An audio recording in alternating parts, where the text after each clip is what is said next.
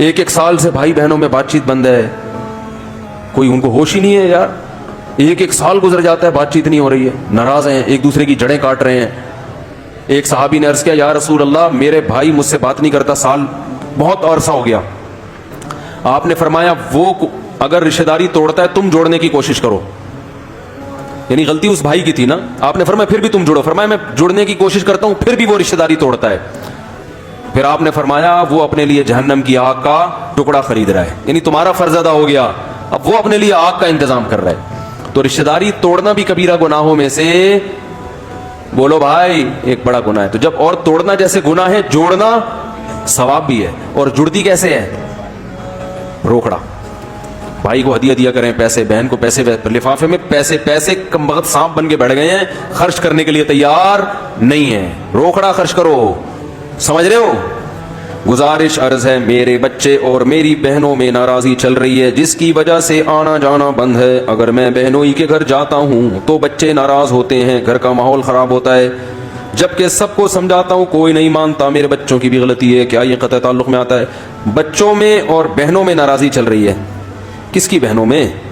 یعنی بچوں کی بہنوں میں, یعنی ان کے بچوں میں ابا کی بہنوں سے ناراضی چل رہی ہے.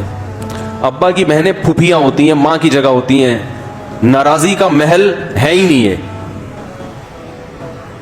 بڑا چھوٹے سے ناراض ہو, چھوٹے کو بڑے سے ناراض ہونے کا آپشن بولو بھائی ہے ہی نہیں ہے. کوئی تو ناراضی کا وہی غلط ہے.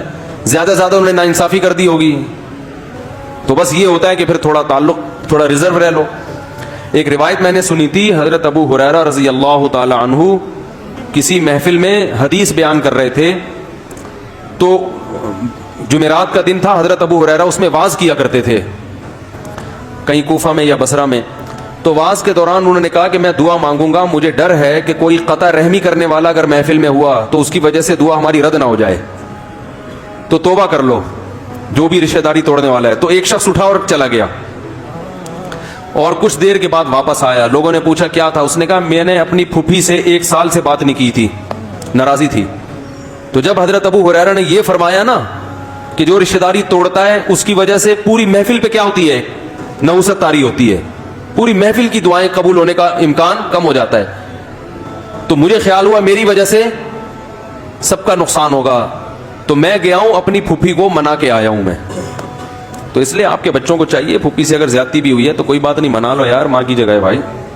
تمیز مارکیٹ میں شارٹ ہو گئی ہے تو ٹی وی ڈراموں میں عدم برداشت سکھائی